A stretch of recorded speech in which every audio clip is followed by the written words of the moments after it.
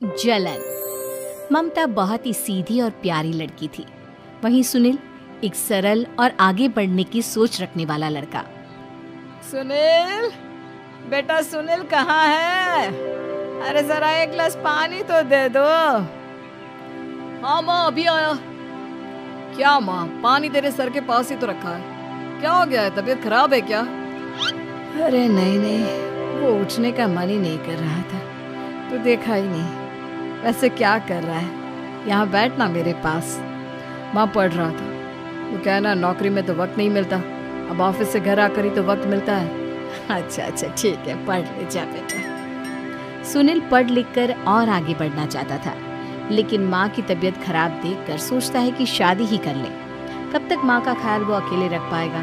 तो एक दिन, माँ ये ममता है, मैंने इससे शादी कर ली है। तुम्हारी तबीयत भी ठीक नहीं रहती, तो मैंने सोचा शादी कर लेता हूँ। घर संभालने वाली और तुम्हें संभालने वाली कोई आ जाएगी तो अच्छा रहेगा।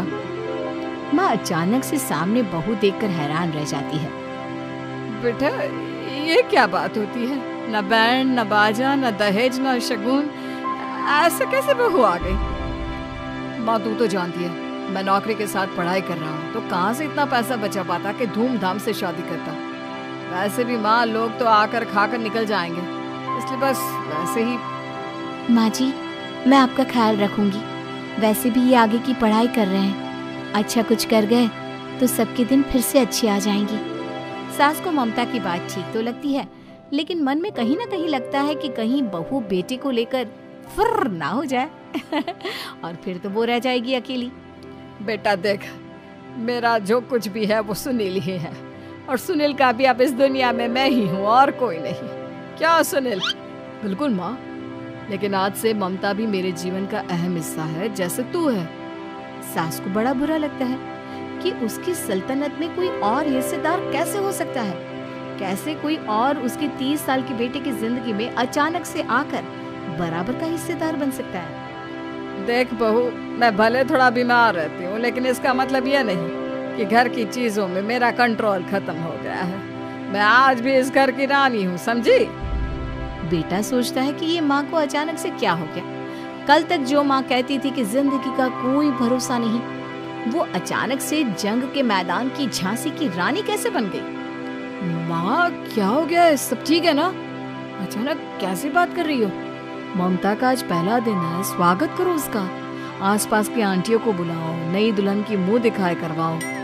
खैर, सास होने का फर्ज निभाती है और बाद में एक सहेली के साथ बाहर निकल जाती है। क्यों नहीं बताया नहीं कि बेटे का ब्याह कर रही हो? वैसे तो सारा दिन हम ही में घुसी रहती हो। अरे मुझे भी तो अभी पता चला, क्यों अचानक सर पर लेकर आ गया। कहता है बहू है माँ तुम्हारी, अब इसको भी इतना ही मैं प्यार करता हूँ जितना तुझे करता हूँ। लो जी, ये क्या बात होगी? क्यों इतना प्यार करता है? अरे माँ का प्यार तो ज्यादा होता है। अब उसको तो कोई दूसरा पति मिल सकता है, लेकिन तुम ही बताओ, क्या माँ की ममता किसी और की हो सकती है? ना जी ना, बेटे को समझाओ ये बात। अरे क्या समझाऊं, मुझे तो खुद ही समझ में नहीं आ रहा कि क्या हो रहा है। जो बेटा कल तक माँ माँ करता था, अचानक से बीवी बीवी का राग आलाप रहा है।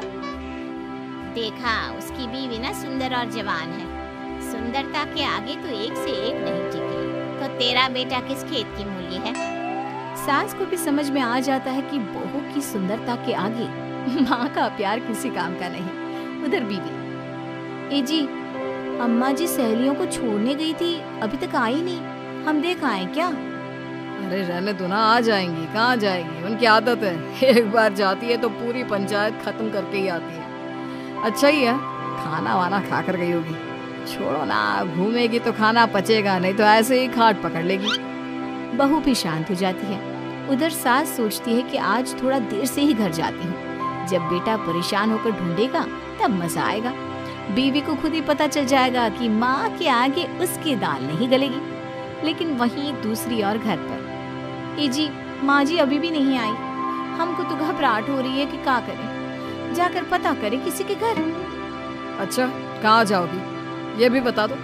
पहला दिन है तुम्हारा इस घर में और एक ही दिन में मोहल्ला छानोगी क्या?